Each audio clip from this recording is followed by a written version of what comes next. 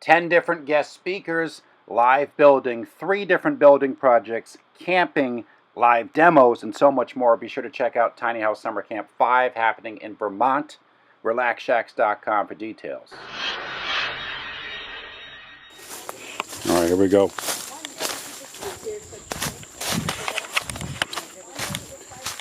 Rule number 1 when building in the backwoods: never be afraid to wear a really stupid hat.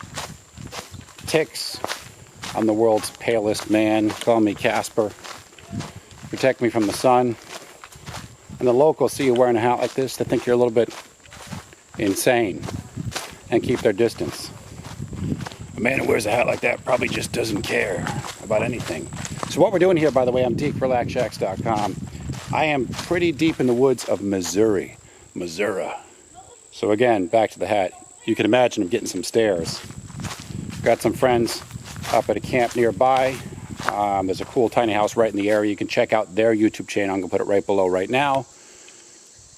But I just kind of cleared what was an old logging road, bought some property down here. Lighting's pretty bad. There we go. You can see my ugly mug now.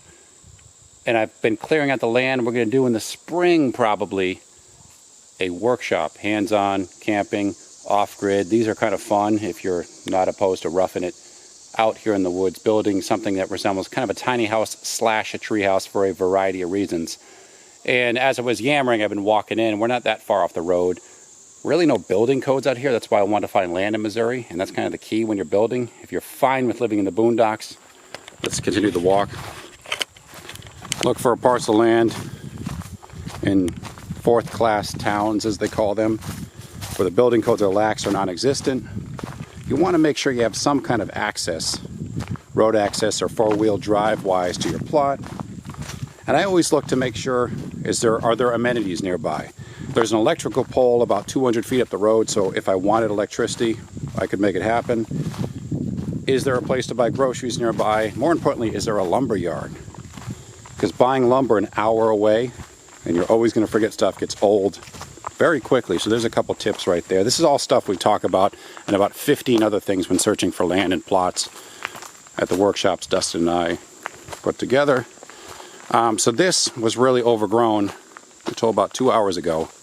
We're at a hardware store. I bought one of those whacker sticks, I call them, to kind of scythe-wise clear some of the land well enough where I didn't have to worry as much about bulldozing through plants, collecting ticks, chiggers, and all those other things.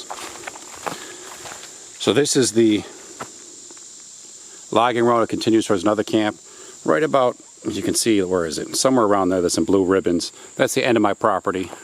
Back this way, where I started, is my brother Dustin. He has a parcel I put in his name. We bought land out here. People are like, why Missouri? Why not? The show me state, right?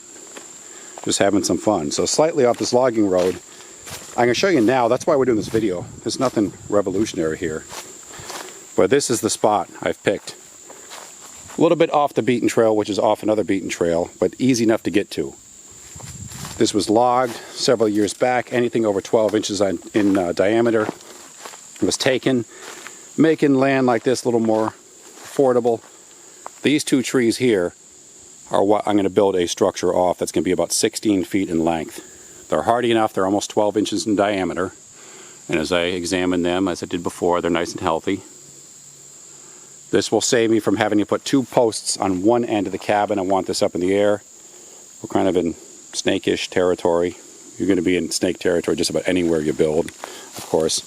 The terrain here is really cool, too, just to, again, share with you guys. I guess that's the point of this video.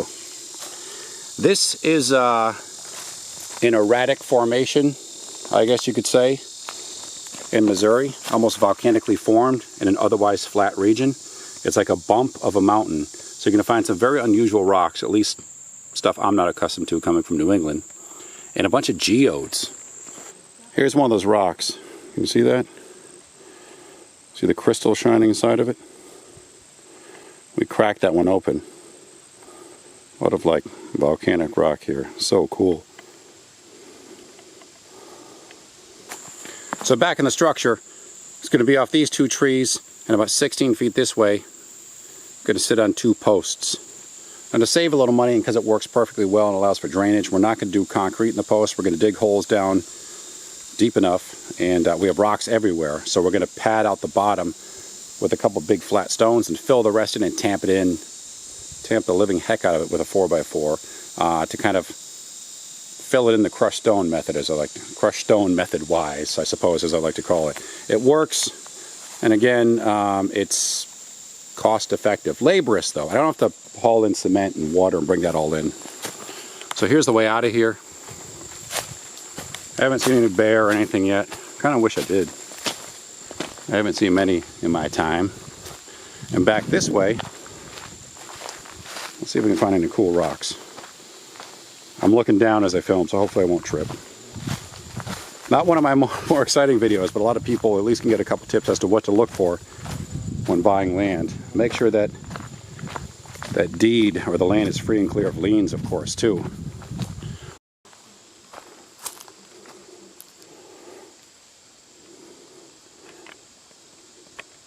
Right, where is it? Okay, from these double ribbons here over a little ways to these here. Lots of oaks, by the way, which is fantastic out here for treehouse building. To here. And 100 feet and change back is my brother Dustin, his property. He actually has a plot with the better trees and some great sunlight. This one here, that one over yonder, these right here. Stuff that the timbering crew left behind because at the time it was not big enough to warrant harvesting. You can see this kind of gives indication as to how long ago they timbered. Here's one of the stumps of a bigger tree they cut, getting a little bit rotten now. There's a chunk of it left over. But this land has really been recovering rather quickly and nicely. So this is merely an update, let's call it, of what we're doing out here in Missouri, because a lot of people have been asking me, Deek, why the heck are you going to Missouri? It's beautiful out here. We're kind of near Piedmont, Missouri, somewhat, I can't talk. Been working and sweating my butt off. So probably spring, maybe 2018, we'll be doing a workshop out here for those who like the off-grid camping out experience. Fire, a couple cocktails at night, and building something crazy. A very small, intimate group, so make sure you keep watching and check out relaxshacks.com. Again, I'm Deek. Please subscribe, and we will see you later. Many tiny house tours on the way. Don't worry. I'm not going to film and show you a lot of these things of me walking in the woods. I know it gets boring. All right, thanks for joining us. See ya.